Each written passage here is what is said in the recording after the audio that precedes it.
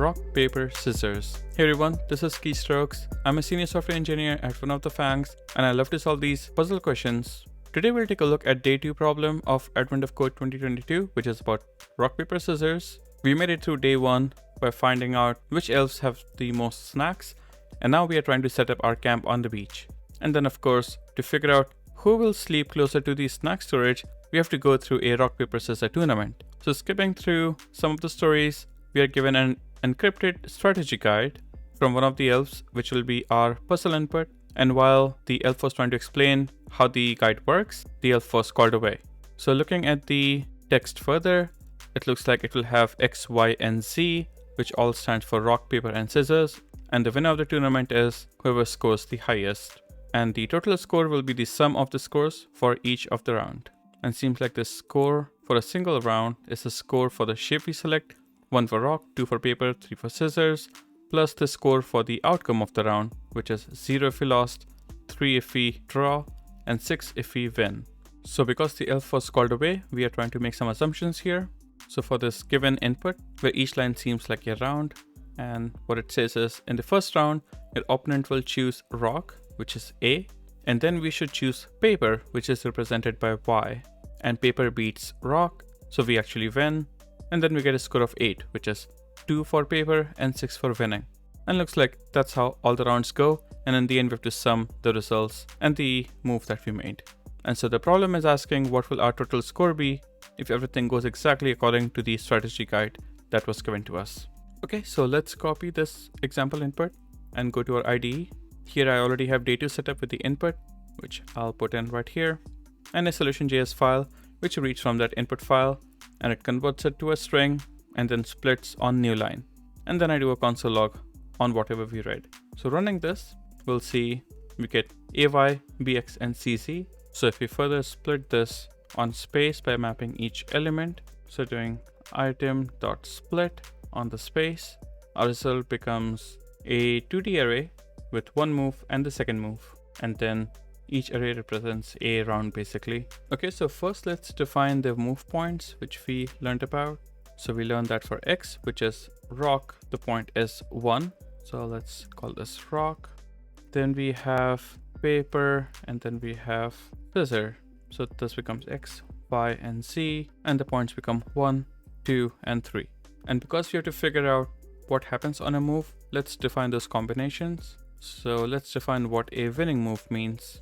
So if opponent played A, then we can win if we play Y, where A becomes rock and Y becomes paper. Similarly, we have 2 more winning moves. If the opponent plays paper, then we can play scissor.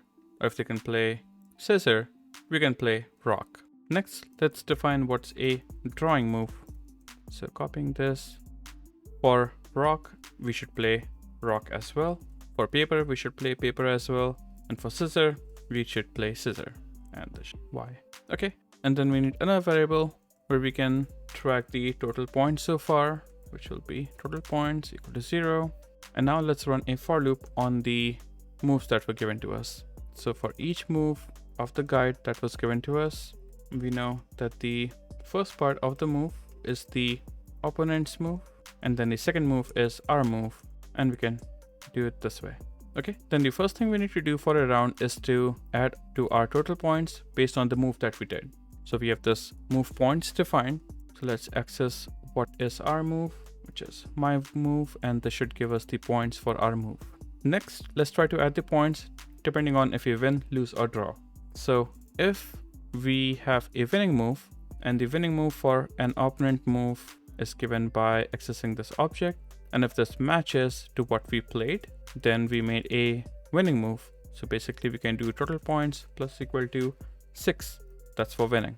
Otherwise, else, if it's a drawing move, that is whatever opponent played, we played the same move, then it's a draw, and then our points become 3.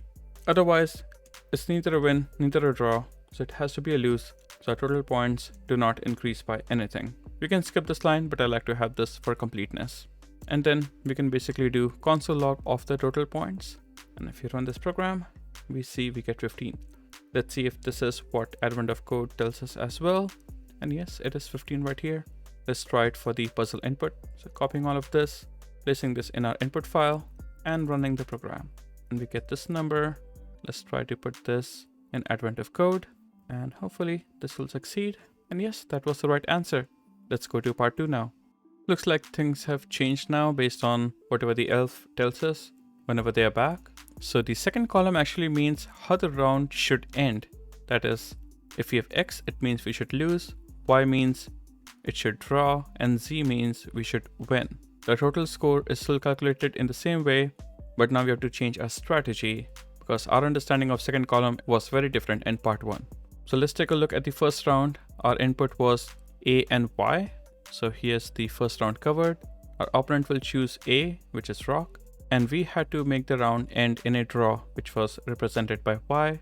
And to draw with a rock, we have to choose a rock as well. And so for the round, we play rock for 1 point and draw for 3 points, making it a total of 4 points. Okay, so let's go back and fix how we parse the second column. So going back to our IDE and resetting our input to the previous example input and going back to the code. I'll move all of this to another method. Let's say function part1, and we'll just put everything in there, and we can call part1 from here, and we should still get our results. So let's define another method. Let's call it part2, and the first thing we'll copy is this move points, which is for each of the moves that we make, rock, paper, and scissor. But we just learned that X, Y, and Z are actually the result points. So we should replace this with A, B, and C, which represent rock, paper, scissor. But we should have another object that represents the result points, which will be represented by X, Y, and Z, and the points for which are 0 for losing, 3 for the draw, and 6 for winning. So let's write our loop again. So for move of the guide that was provided to us. So this time, this will look slightly different for the move that's provided to us for the round.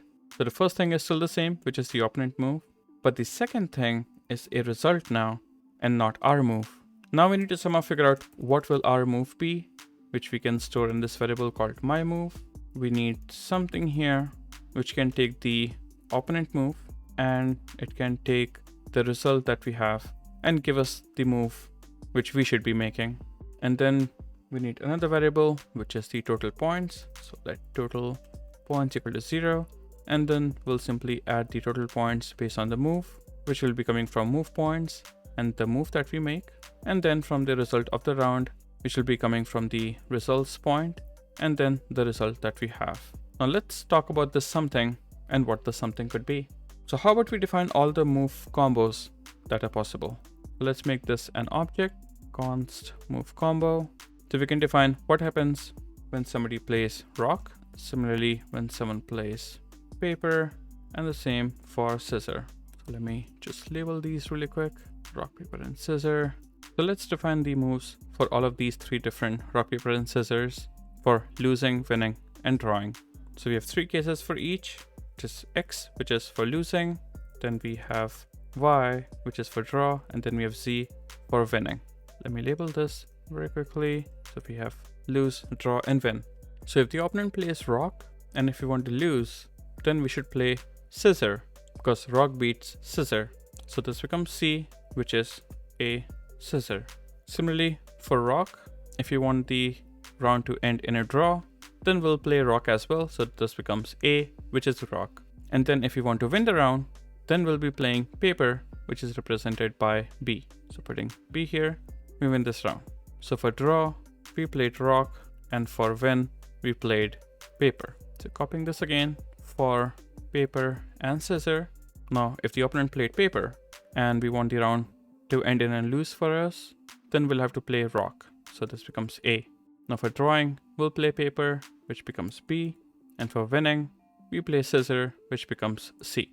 So this basically just swaps its order. We have rock, then we have paper, and then we have scissor.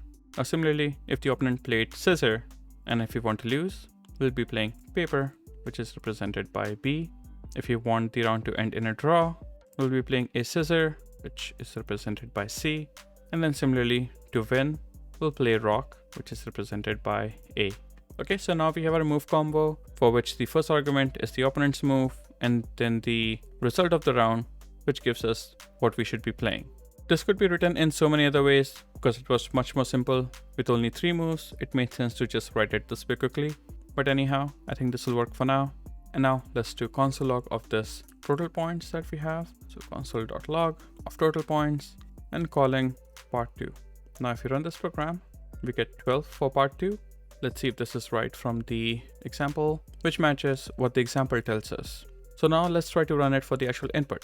So I'm doing the example here. Now we have the actual input. And now let's run this program. We have this answer, submitting this right here. And looks like that's the right answer indeed. And we are 1 gold star closer again. And so now we have solved day 2 of Advent of Code 2022. I hope you liked the explanation. And if this was helpful, please don't forget to like and subscribe. We have many more questions to go through, and so I'll keep posting more videos solving each of these questions. Please show me your support by buying me some coffee and joining my Patreon, where you'll be one of the early supporters and you might get one of the best perks that I can offer right now. Well, that's all for today. Thank you so much for watching the video, and I'll see you next time.